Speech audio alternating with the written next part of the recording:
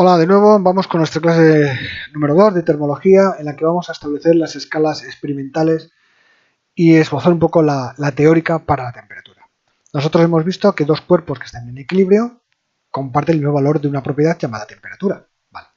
Bueno, pues nosotros de esos dos cuerpos que están en equilibrio térmico, uno de ellos va a ser un cuerpo muy especial, va a ser un termómetro. Entonces, lo que mida ese termómetro, o sea, la temperatura, va a ser la misma temperatura que tiene el cuerpo con el que está en equilibrio térmico.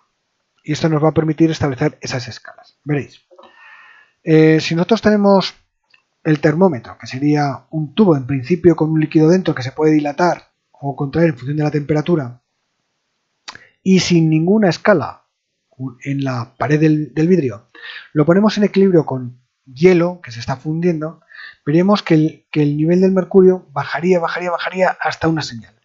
A partir de ahí ya no bajaría más.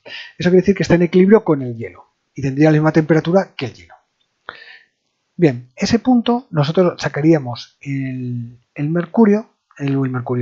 termómetro y rasparíamos levemente con una lima el vidrio, de tal manera que quedaría marcado.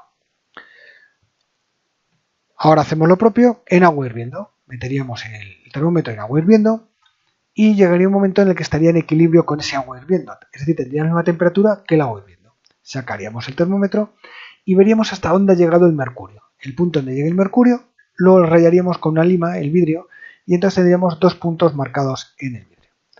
Eso nos va a permitir establecer la escala, una escala experimental. Podríamos decir que esto sería, por ejemplo, el valor 0. ¿De acuerdo? Y este podríamos decir que es el valor 10.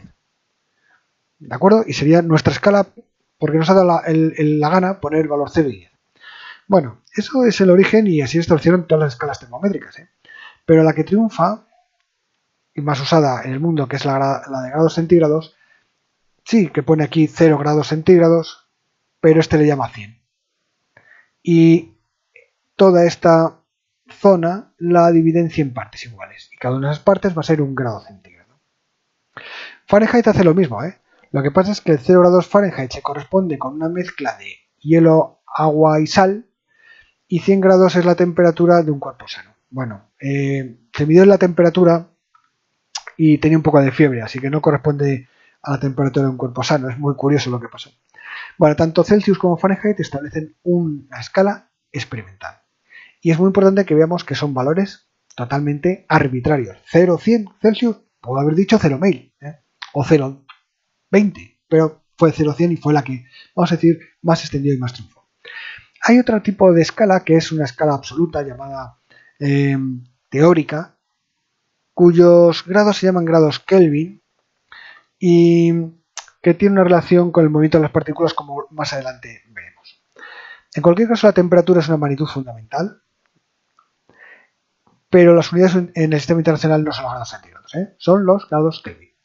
Y con diferentes ecuaciones podemos pasar de Kelvin a centígrados o al revés, y de Fahrenheit a centígrados y viceversa. ¿De acuerdo? ¿Cómo vamos a medir los termómetros? ¿Cómo va a ser nuestro sistema termométrico? Bueno, pues el sistema termométrico va a ser un objeto que tenga una propiedad visible, fácil de medir, que esté relacionado directamente con la temperatura. Antes hemos visto una muy sencilla. El líquido se dilataba o se contraía en función de la temperatura. Y llegaba a un nivel y yo era ese nivel el que empleaba para decir a qué temperatura teníamos. Bueno, ese termómetro de líquido, dilatación de líquidos, tiene un problema. Y es que solo sirve en un rango de temperaturas, que es el rango en el que existe ese objeto en estado, esa sustancia en estado líquido. Y no siempre va a ocurrir así. Por ejemplo, en el caso del mercurio, a 60 bajo cero, el mercurio ya está sólido, o sea, no nos podría servir. Y a 500 grados tampoco por estar en estado gaseoso. Entonces hay que utilizar otro tipo de termómetros. Un termómetro que tenemos aquí es el que llamamos un termopar. El termopar se basa en dos metales distintos que tienen una unión. Entonces, en esa unión podemos unir y hacer un circuito y nos va a dar un voltaje. Va a haber una cierta corriente eléctrica y ese voltaje va a depender de la temperatura a la que se encuentre la unión de esos dos metales. Así que nos puede servir, midiendo el voltaje, para directamente ver a qué temperatura estaba el objeto donde hemos metido esa unión de los dos metales. Hay otros que se basan en una medición de la resistencia de un objeto, puesto que la resistividad también depende de la temperatura. Entonces podemos medir la resistencia de una sonda, de un material eléctrico de una sonda, en función de la temperatura y directamente leer temperatura. Y hay otros que miden la dilatación de un gas o la radiación, las ondas electromagnéticas que emite un cuerpo, que son los termómetros pirométricos. Bueno, pues con estos instrumentos podemos establecer una escala siempre experimental de temperatura, pero ¿por qué la vamos a establecer? Si ya la tenemos, grados centígrados o grados Fahrenheit, que son las más usadas. Y por supuesto, en el sistema internacional tenemos la teórica, que son los grados Kelvin. Esto es todo.